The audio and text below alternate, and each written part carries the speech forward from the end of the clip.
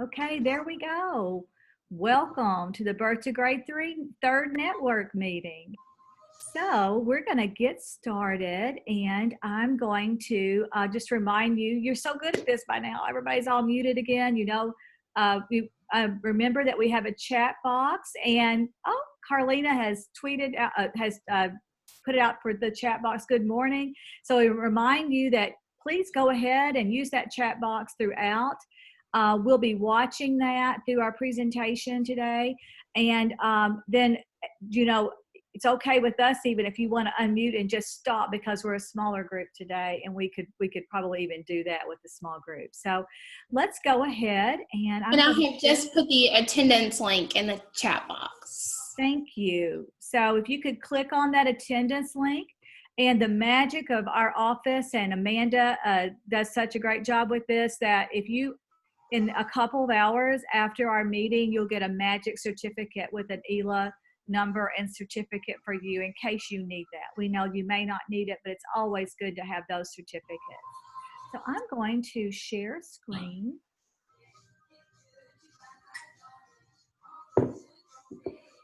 I hope you were able to see some of our quotes that you guys sent in last time. We enjoyed that so much.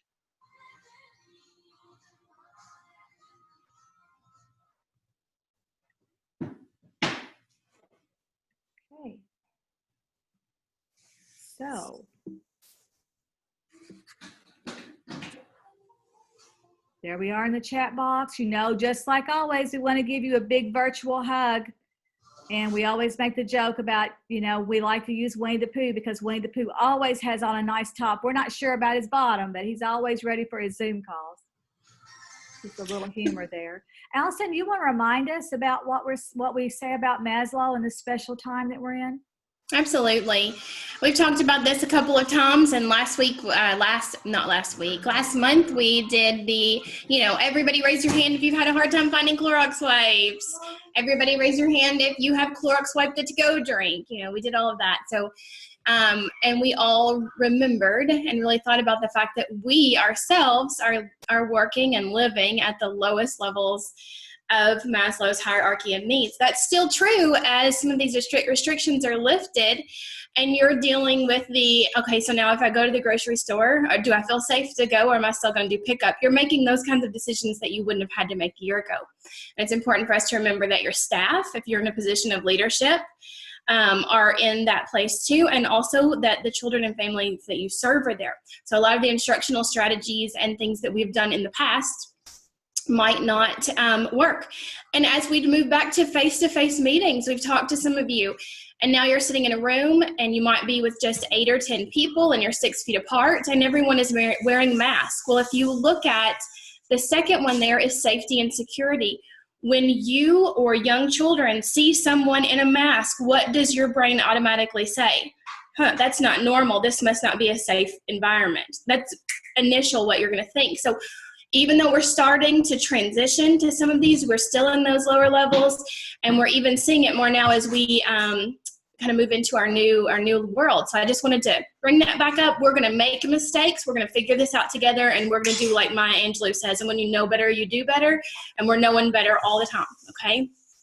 So I want to say, well, I started my PDs with this now, and we didn't know better back when we started these with you all, but there's a hello song, so if everybody will say hello to each other, we can see that. So hello, friends. Okay, so let's all start. Everybody start with hello, friends.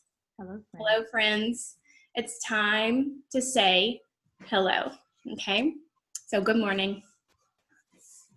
We know how important those routines are, and they're important for us as much as they are for our children. This is just a reminder. We have a new member we're welcoming today. Megan is someone new, so we're excited that you're going to be with us. And we just want to just remind you that we were able to have this experience because of funds provided by the Kentucky Department of Education and the Governor's Office for Early Childhood, and that our target audience is principals and other building leaders. We also encourage coaches and district leaders as well. So we have made some decisions. We've come a long way in just 3 meetings. And the poll said that we would start out by meeting virtually once per month. we are proposing this idea of the fourth Thursday of the month. And we'd like for you to let us know if that doesn't work in the chat box. And if it doesn't, then we'll do something different. But we thought it would be good for us to go ahead and set that. We do realize too that over time you may decide, that's too often, and we might change that. But for now, you may want to have some network time. I might tell you too that we realized that we tried to cram too much in. We made that mistake like we often do, and that we really had way too much in and tried to get too much in one time. And so we were going over our hour. We're going to really work on that. And you'll see today we've put much less in there because we want to have time for you to talk. And again, like Allison said, we've learned more. That third bullet about co-design supports, absolutely. That's what we are. We're about what you tell us that we want to work, we need to work on. And we, as GREC, we want to find ways to support and provide those services that you need. Because that you are a member of this network, and because of that funding that the Department of Education and the Governor's Office has provided, you will be able to send one person to our September 25th, and it will be 3 other dates next year. We'll talk more about that in a minute. You'll be able to do that and receive, you have no funds be required from you to do that. So let's move on.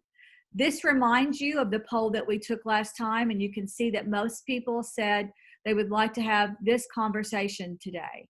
How do we plan instruction for the fall? So that's why we did it. So here's our routine. I'm going to talk very little. We're going to move.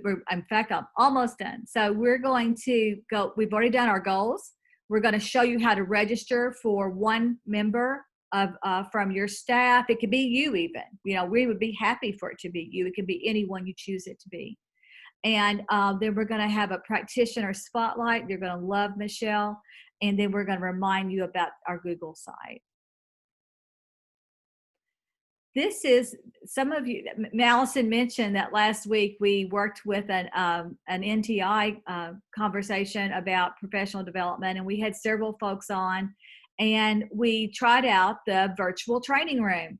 And our virtual training room is really cool. So we will post this slide deck for you so that you'll be able to see our virtual training room, and you'll be able to click. So for instance, later on, when you click on this space, you will go straight to how you can register for that early learning early learning literacy academy that will happen in September.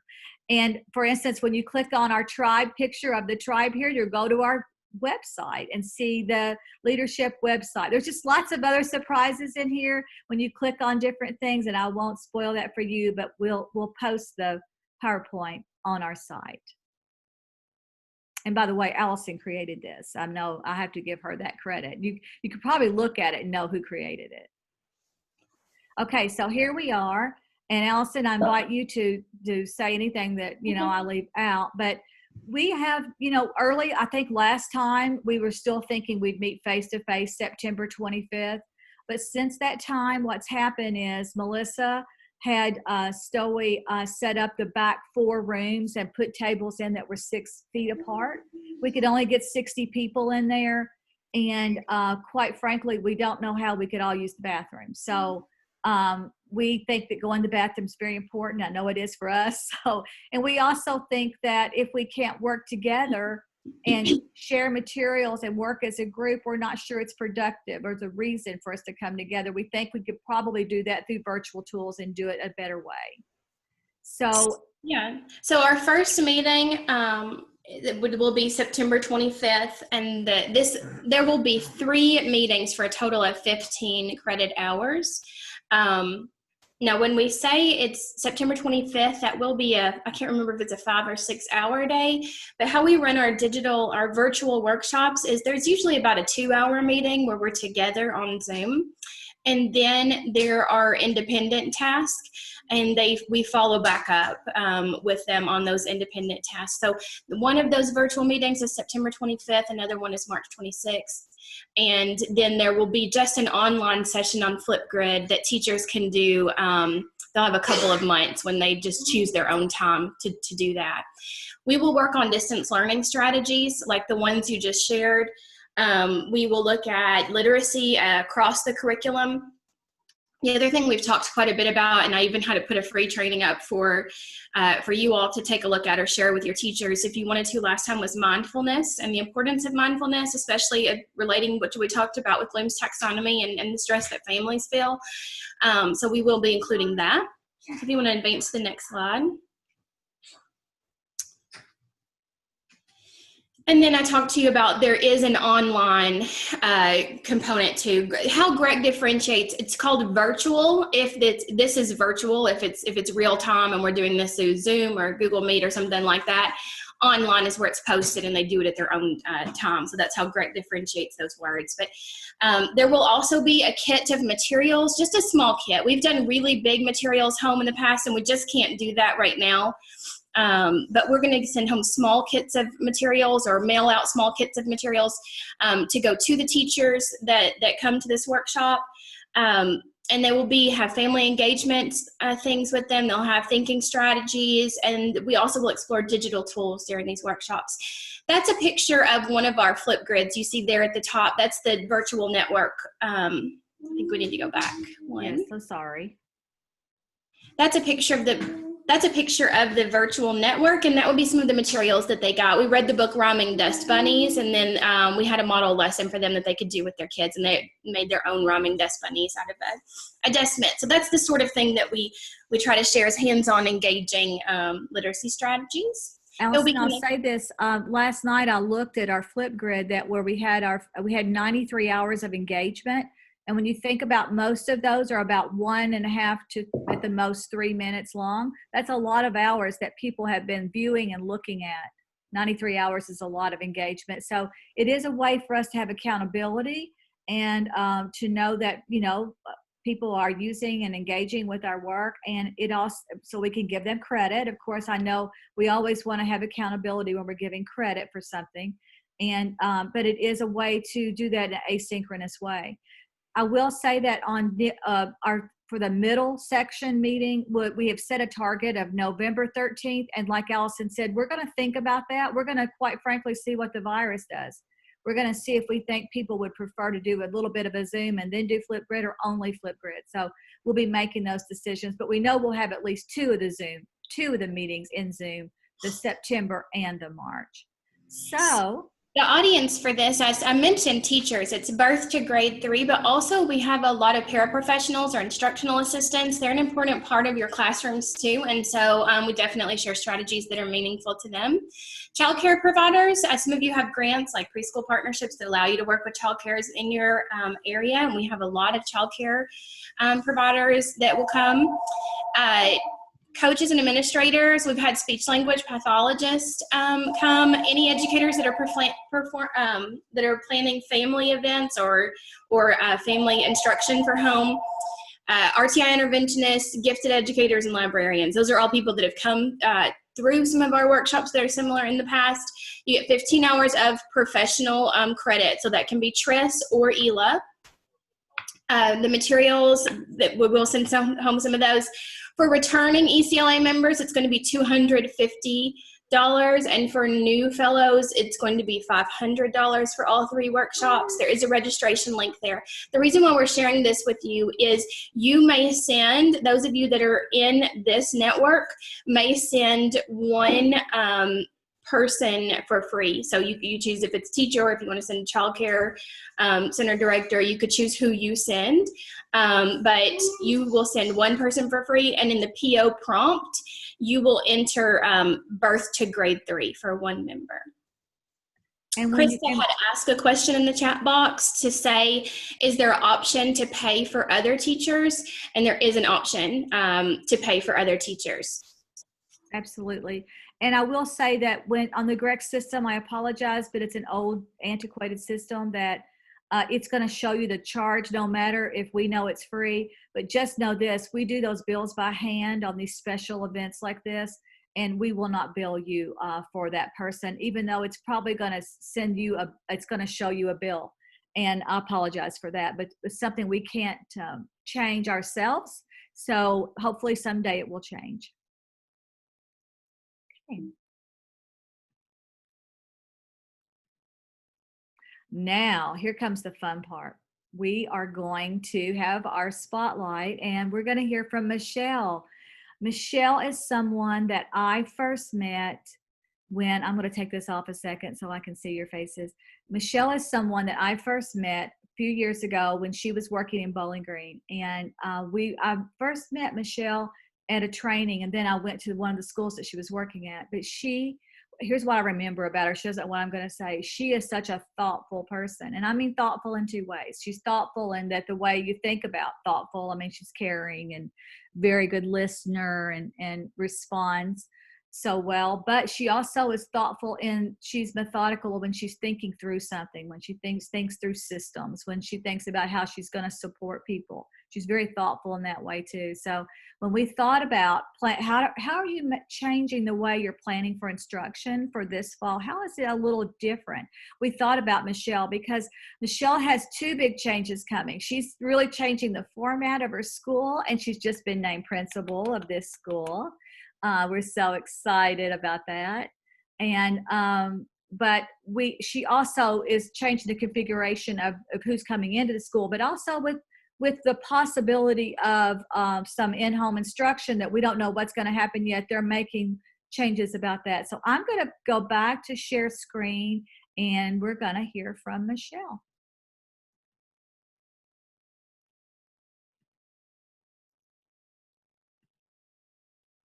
There you go, Michelle.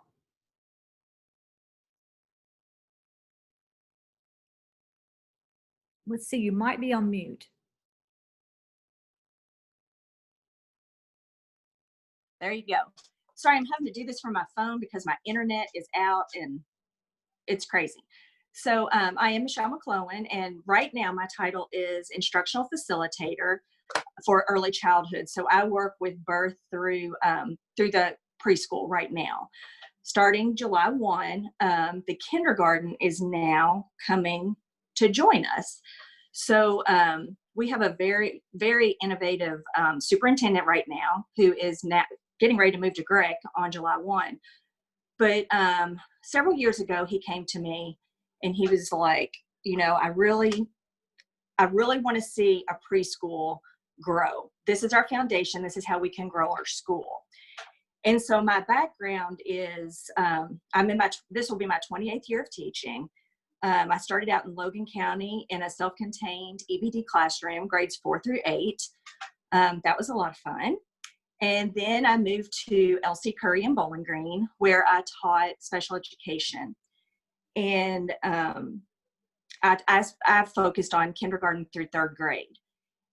So I was doing full inclusion before inclusion was even a thing. And it means so much to me for kids with disabilities to be included. Just because when I was in school, I was born with one hand. So I was always the odd one out, if you will, because most students who had a disability were in self-contained classrooms in other parts of the building. So my heart has always gone out to students who are identified with special needs. So I did that. And then I wanted to go out into the regular education realm. So I went to TC Cherry, where I taught primary, I taught 3 through 5 ELA for the last 8 years. But I always asked for special needs students to be clustered into my classrooms, and so I could co-teach with a special education teacher.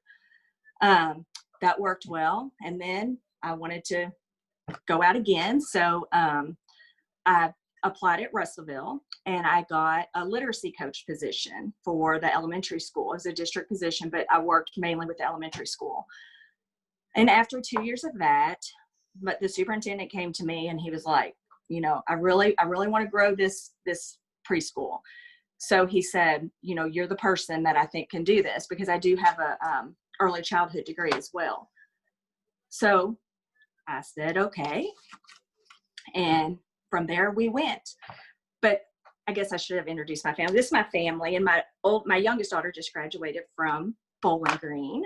And there she is, and there we are with our mask. So there are 3 daughters, and that's my husband, Bob. She could only take 4 people with her. So there they are. And it was a wonderful ceremony. If anybody's on here from Bowling Green, you can go ahead and flip the slide. And these are my grandsons, and we love to work in the garden. We live on a small farm in Butler County. So here they are. The youngest one's 1, and there he is with his shovel. We're training him well. And then the other one is 4, Weston, and he's a big helper. So there's my pride and joy right there. Okay, go ahead. So here's Russellville Preschool Academy. I can't see on my phone. I've got to click through my computer. So the past 2 years, including this year, we've had 6 preschool classrooms. I've had, so we went from 2 classrooms 2 years ago to 6 classrooms, and it's gone really well. We went to Estes Elementary with Holly, and I think Holly's on here, so a big shout out to Holly, to look and see how they were doing it, because we just wanted a program that was going to work.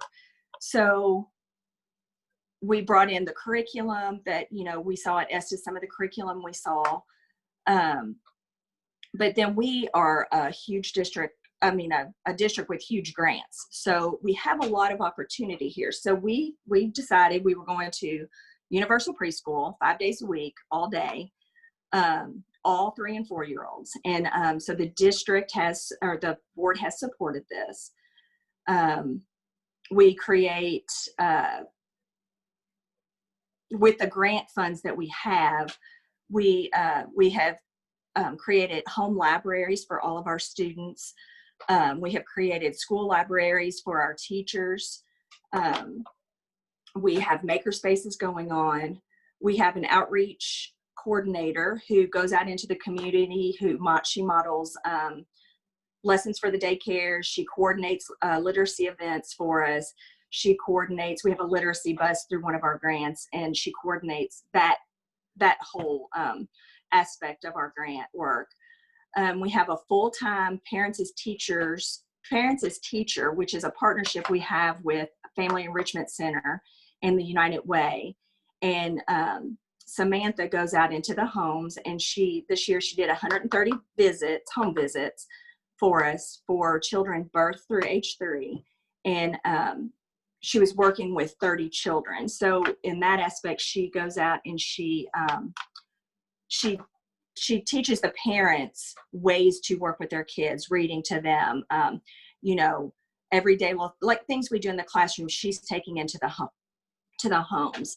And we're finding that kids that she's working with are coming to us a little more prepared than they would have if no one was working with them. This coming school year, we will be one of the autism training sites. Michelle Antle and April McNaughton will be working with us. We have about 15 students who are identified right now with autism. And several of them are pretty severe. So we're really excited about that work that we're getting ready to do. I'm kind of curious to see how that's going to work with if we go to NTI. So that picture there is just the preschool staff, because we've been known as Russellville Preschool Academy. Next year, we're adding the 4 kindergarten classes. And so we'll become Russellville Primary Academy. All right, so within the school, we do a lot of literacy experiences. Where we're located, it's very expensive for us to take a bus to go anywhere. So I try to bring those experiences to the school. So we've created our own pumpkin patch. We have a big field out in front, and we grow the pumpkins here at my house, and we haul them over to the school. We throw them out in the fields. The kids get to go out. My husband brings hay bales over, and we have popcorn and cider. The first picture is 2 little boys. They're sitting there on the hay bales drinking their cider and eating their popcorn. the picture right next to that is our literacy bus, the inside of our literacy bus. And there's Mindy Key and myself. And so when we put them on the bus, we're going on a field trip, we get on the bus, we write them a story, and we did a flannel board story. And then they get off the bus, go to the cafe outside, and then they go to the pumpkin patch. We also created a farmer's market this year in our literacy units, our Science Start units. You visit an art gallery, you visit farmers markets, and so we have to bring these experiences into the kids.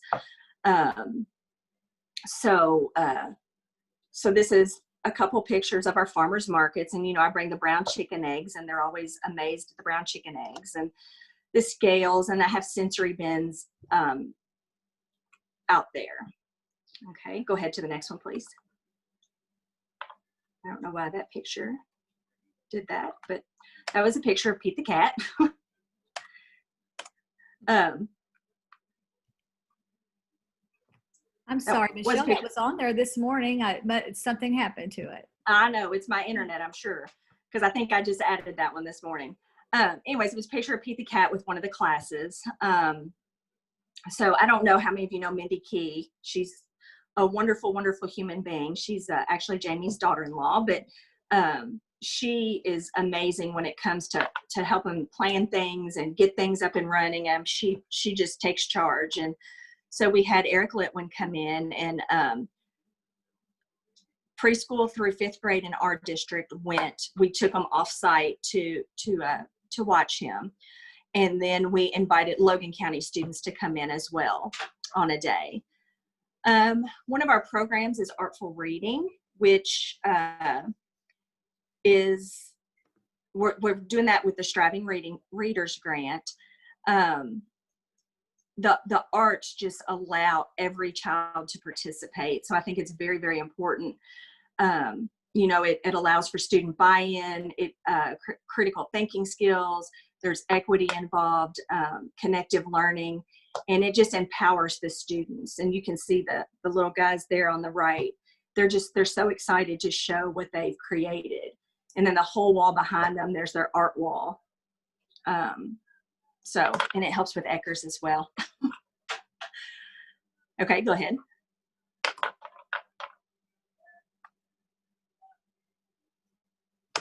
Go ahead, Jamie. I did. It might be a second. There it goes. Sorry. Sometimes it takes a second. Yeah, sorry. I'm a really big proponent of empowering teachers because I've had so many people along my journey that have empowered me to step out of my comfort zone, because I'm not one, and you can probably tell I hate to present in front of people. It's a little easier behind a computer screen than it is standing up on a stage or whatever. But many years ago, I was asked to step out of my comfort zone, and it has pushed me to places that I never dreamed I would become a principal, especially in my 28th year of teaching, and I'm having to go back and get my 3rd master's for it. But I'm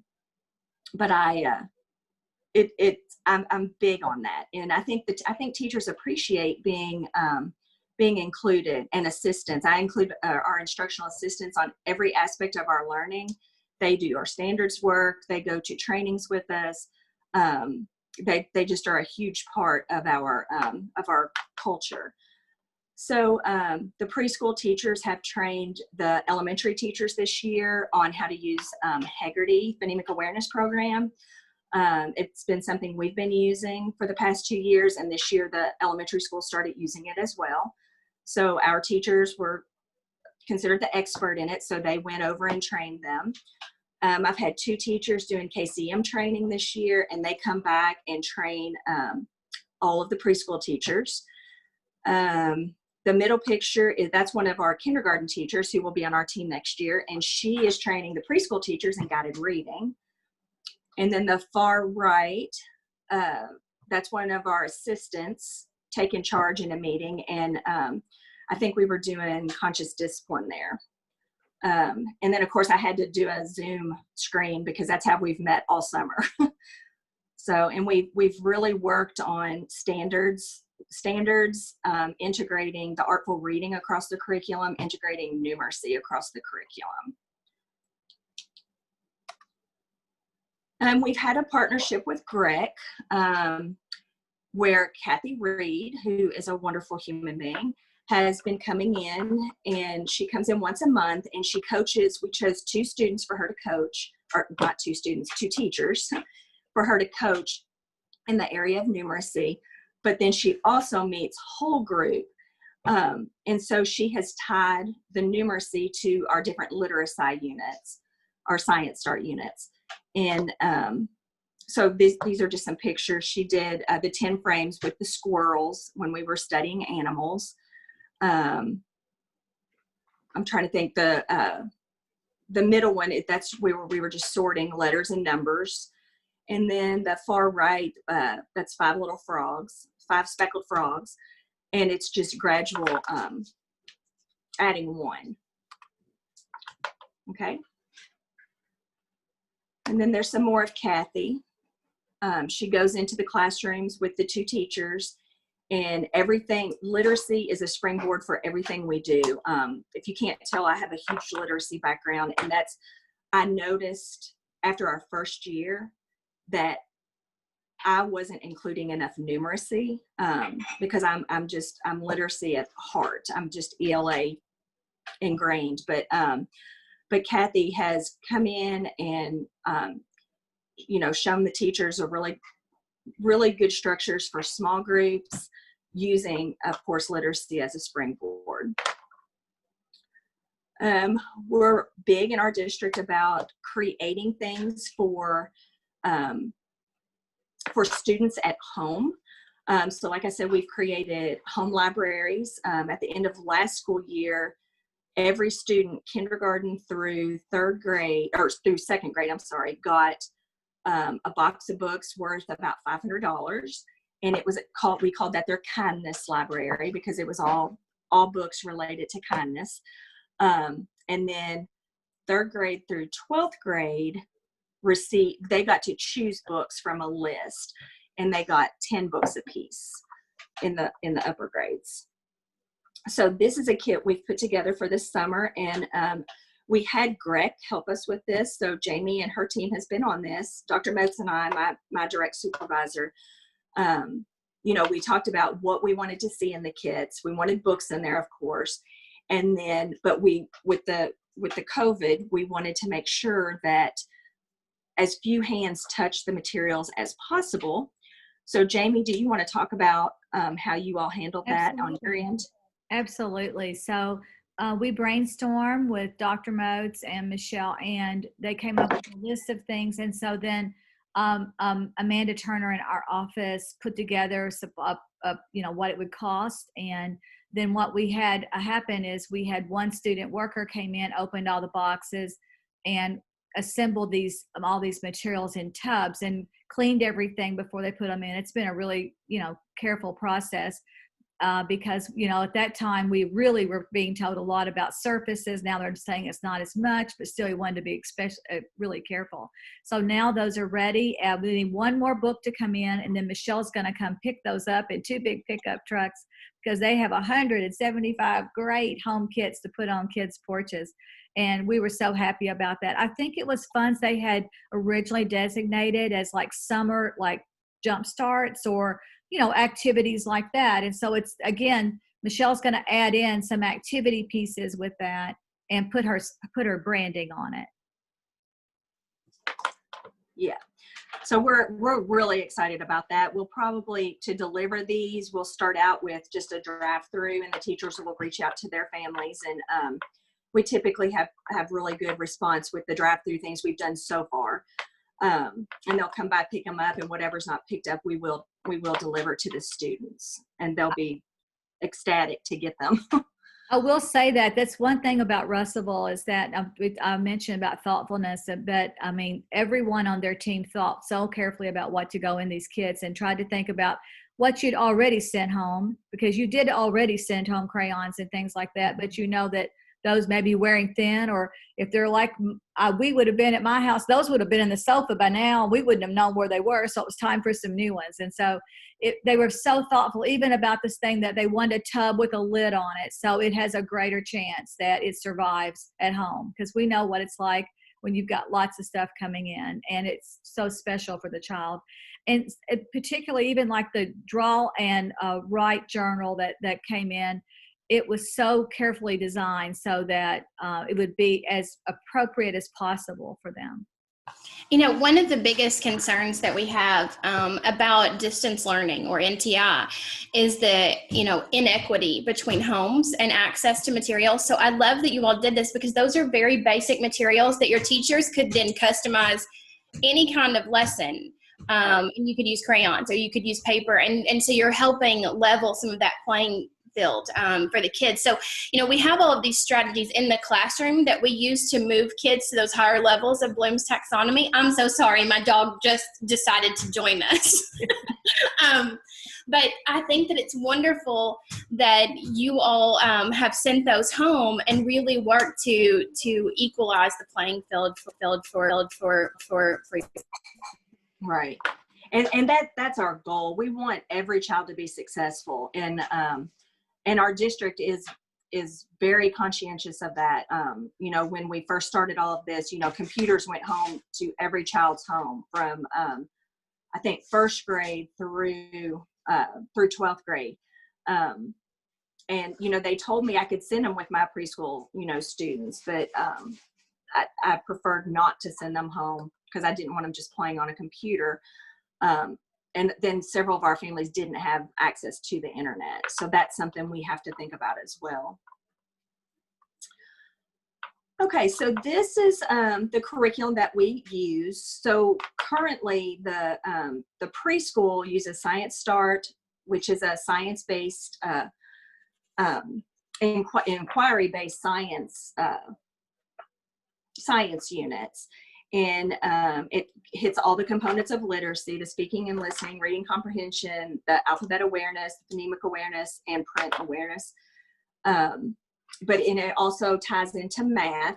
The math connections are not real strong. So this is an area where Kathy has been helping us this year, really up in the math in the literacy. But it's very hands-on, very exploratory. It's and I know Estes uses this as well. And again, it is literacy based. So every unit has anywhere from 10 to 15 books that go with it. The Zoophonics, that's our phonics program we use, and it's a very kinesthetic program. Every letter has an animal that goes with it. So alligator says ah, ah, and you do the motions. Bubba Bear, b, b. So the kids learn the sounds and the letters at the same time. We have been developing numeracy units with Kathy and Jamie, and I think Allison and Melanie have had a hand in that as well. So we'll show you that. So what happened with that is Michelle talked with Kathy. Kathy has been, as she said earlier, working for all last year, coaching and working together with the teachers. And so Michelle, again, being so thoughtful, said, okay, we really want to work on numeracy, but we want to think about home. So you see over here, we want to think about home as well as school, so that when we find ourselves in the fall, whether or not we're face-to-face or not, there are always things we want to do at home. But then when we think about curriculum, and so for instance, we're working on exact match, what would we do if we were at school? What would we do if we were at home, if we were doing exact match? And so they have pulled together the kindergarten and the preschool. And remember, these teachers have the first year they're going to be together in the same space, working collaboratively with Michelle as the principal. So it was a wonderful opportunity for Michelle to facilitate that conversation around curriculum. So this is just the math side of it. But in order to do that, we talked about it, and we decided, how do you bridge, because I know you know this, that the early childhood standards are different than the kindergarten standards. and they're even in different formats. But how could you bridge this? And we talked about the Erikson big ideas, and there are 9 big ideas. Sets and sorting, just the first one. You can see a lot of detail. I'll just go ahead and click. There's lots of links on here to things for the teachers to think about very specifically. So a teacher in kindergarten and kindergarten and preschool are looking at very specific things in mathematics. And so coming back to that, so Michelle's vision is that in a place where we could be face to face and you could have kids, working, when a student needs to move into this different space, working on one of these skills, that wouldn't matter if you're preschool or kindergarten, or if you're kindergarten, you would come where you need to work. And so they've hoped to make that more fluid. But right now, it's starting the conversation. It's pulling the lessons together, and they're in the beginning stages. You see, they just have, for instance, you just see lots of books here they've listed. These are all the books they plan to use to teach this. And then they're over here looking, okay, which books have we sent home? Which books do we know we could use that we sent home? And then, of course, they could link other books. And I say that because it's complicated. And Michelle, again, too, has said, we know even if we're face-to-face all year and the virus were to go away, we want to do a great job connecting home to school. So that's why they've added home to their curricular map. And they're one of the first people I've seen do that. So we wanted to be sure and talk about that. Will you go back to the curriculum and just show them like one of the home connections? Yes. Which one would you like me to show? You can just do the exact match. That's fine. Okay.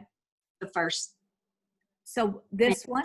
Task cards. Okay. So these are just simple task cards.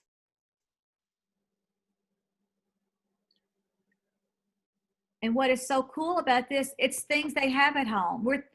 We know they probably have some type of flatware, silverware. They probably have canned goods. They probably have some kind of card game. And hopefully they have all kinds of these things up here, like shoes and mittens and socks. And so it really does.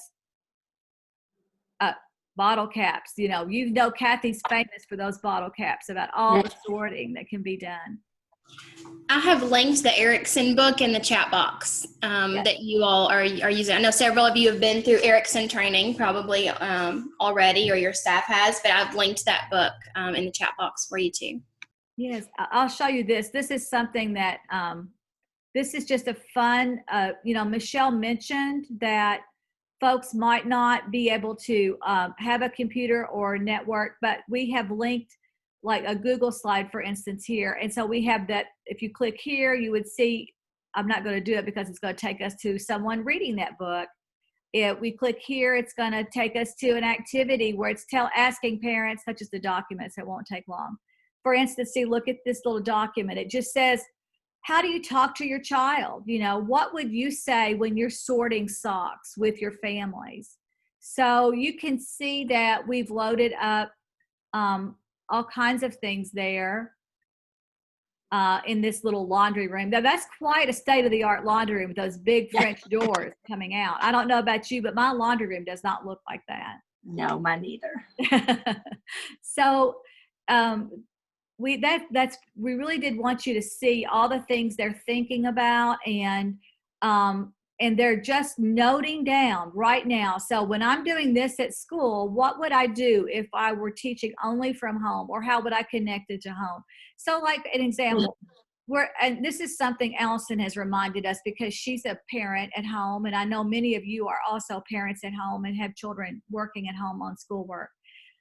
Instead of saying we're going to sort with one attribute, so for a family, you might say, let's think of ways we can sort by color or shape or size. So you change the language a little bit.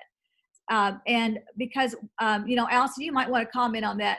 You've noticed that when the things that go home are really so standard, like steeped in standard language, it's kind of tougher for parents. Oh yeah, we I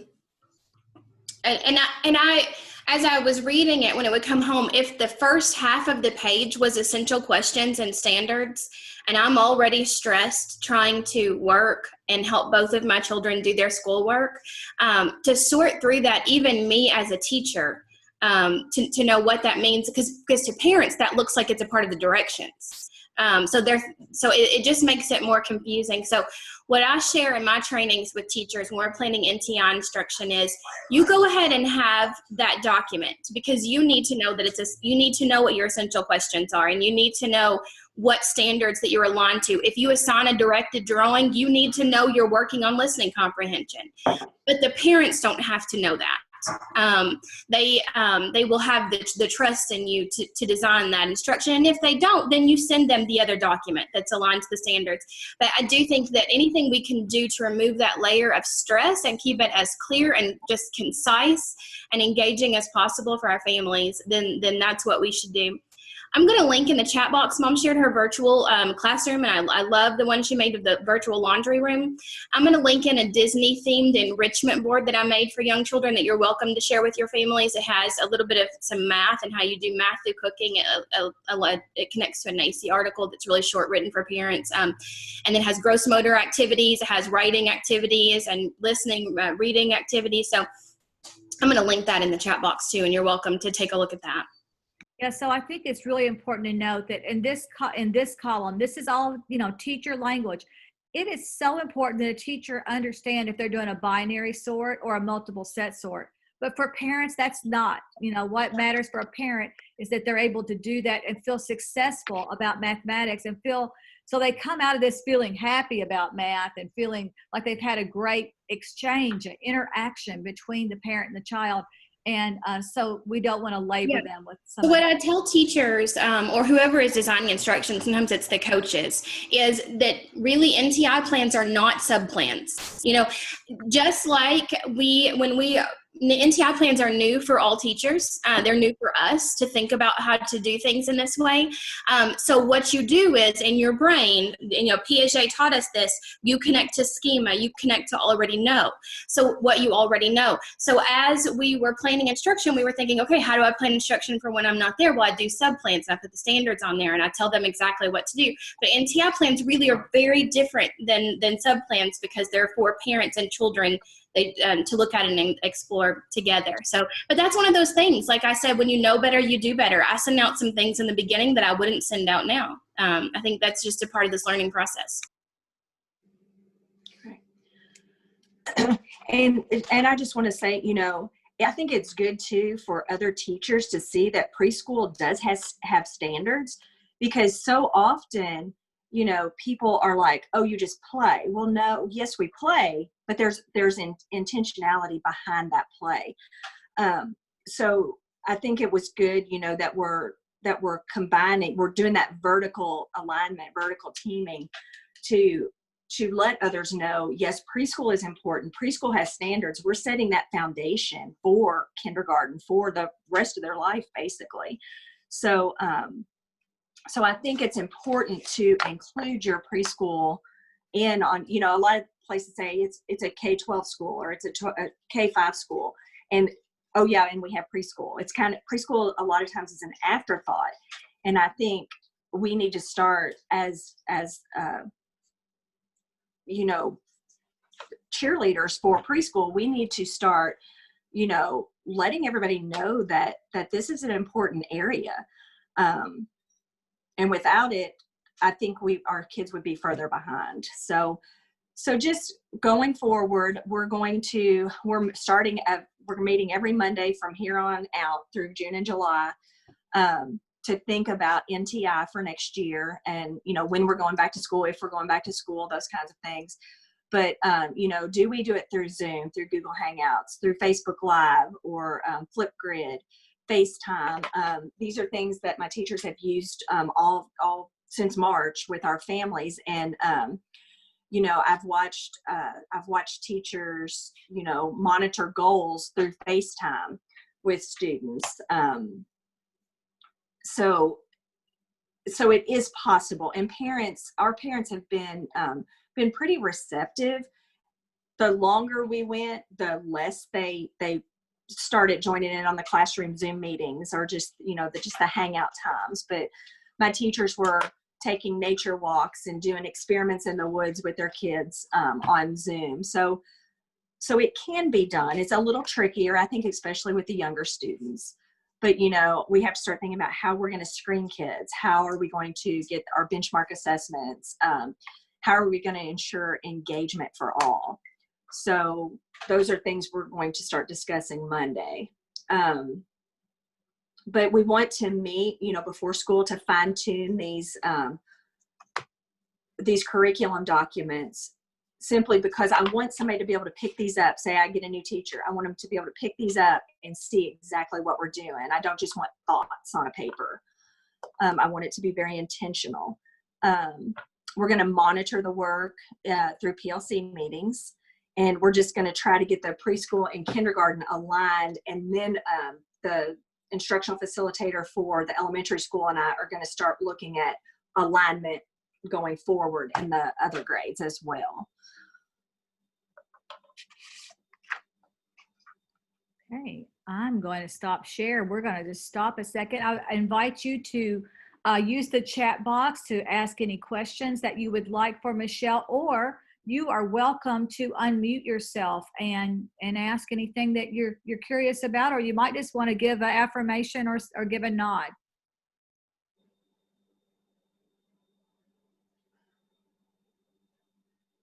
I was looking at ARCs, and I think Krista asked about ARCs and home visits.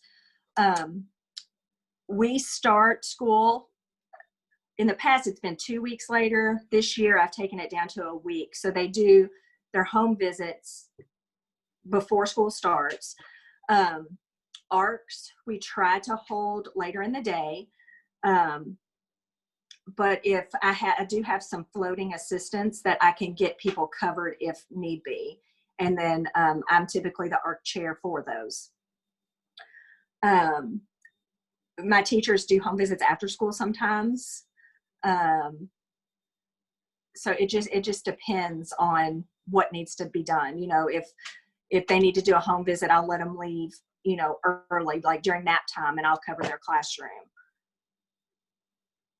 So you have a lot of flexibility there because you are there too, and you can step in, and that makes that so nice, because that's one thing about being an academy. Everything is about preschool and kindergarten. Right. That makes that part nice, seamless then. Yes. Is there anything else you want to put in the chat box? That's a great question, Krista. Thank you for that. So in your design, the reason you increased from 2 classes of preschool to 6 is that you had this design that you wanted to wrap around services for all the children that were eligible in your district, and you invited people to come in as tuition people too. Is that correct? Well, we started that way, but what we found is there were a lot of kids out there that weren't going to preschool. They were just sitting at home. Okay, so they were eligible, but just not coming. Mm-hmm, yeah. Most of our students are eligible, based on income or disability, but the 3-year-old, we have several 3-year-olds that wouldn't have qualified, but we figure if we get them young, we'd have them, 2 years versus just 1 year. So we do have some county students, Logan County students, and then some teachers students as well. But we also had a daycare after school, so that helped some families that typically wouldn't be able to send their kids to preschool. Right. And so at one time you were listed too as the child care director too. Is that still true, or is someone else? Yes. Okay. Yeah. So you see, they really do a lot of wraparound services for their families. One thing that just come up in the chat box for me to see is that it looks like that it could be the state might waive the requirement for home visits in the fall. And you probably have already thought about that. And I know a lot of things like that might happen during this emergency time. But then we could reach out other ways, in other methods, because if it's not safe to go in home. So, Okay. Well, we're going to then check one more time, make sure I didn't leave anything out in the chat box. Thank you, Michelle. It was so helpful. We appreciate you sharing with us.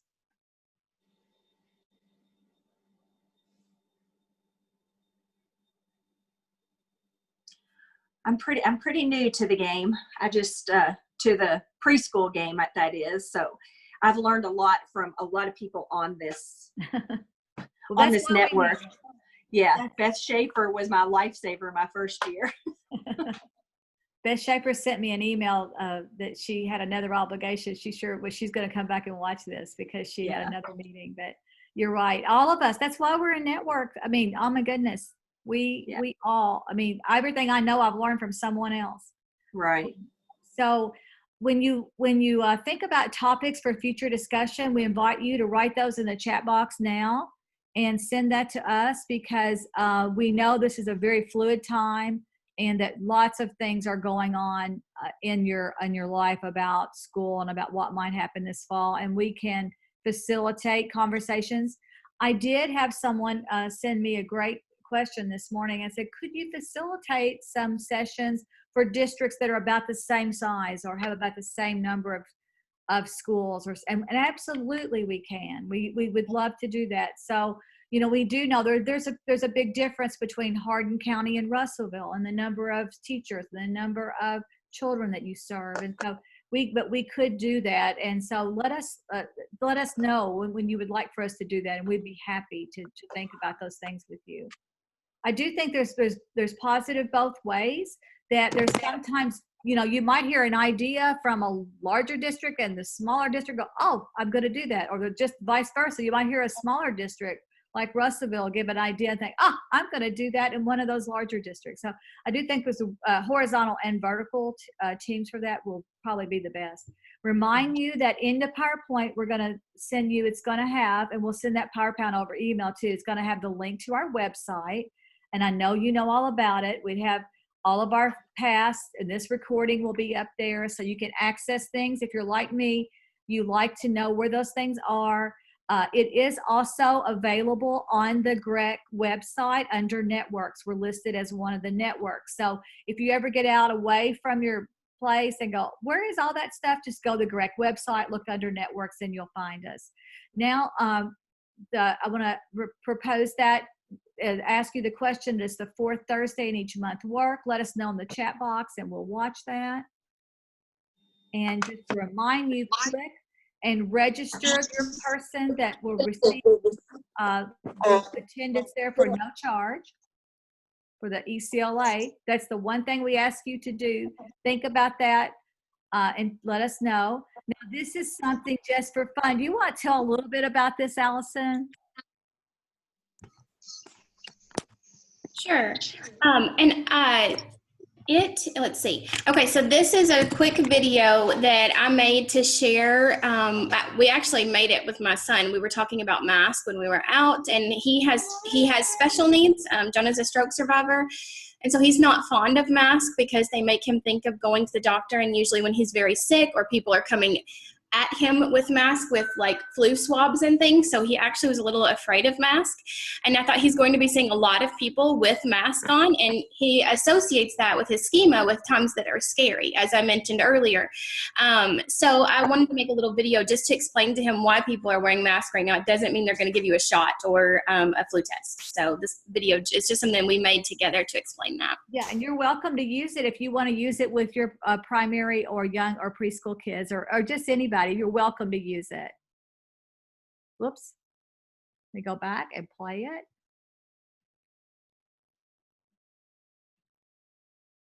Oh, I'm not in my present mode. There we go.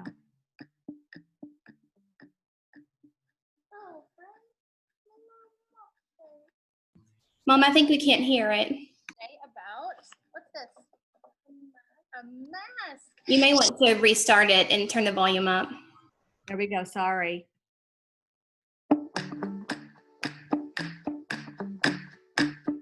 Oh, friends, Monster here. We're going to teach our friends today about, what's this? A mask. A mask. And it might seem really silly.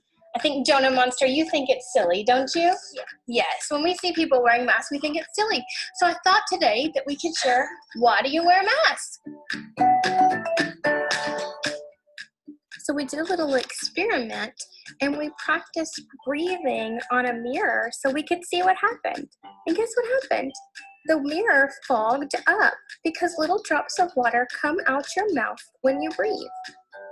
You can also test this by putting your hand over your mouth and breathing. You can feel some of that moisture. It sort of works like this spray bottle. So this is what happens when you sneeze or cough out into the air. Those could be germs. But I wonder why people are wearing masks. Let's try it out with Jonah Monster's mask. Remember, the spray bottle is like our breath. I've covered it with the mask now, and watch. Nothing's on the mirror, no germs. So when you're out in town or you're at a doctor's appointment and you see someone wearing a mask, Jonah Monster, what does that mean? I care about you. It just means I care about you and I'm not going to get mine on you. Say bye. Bye. Okay.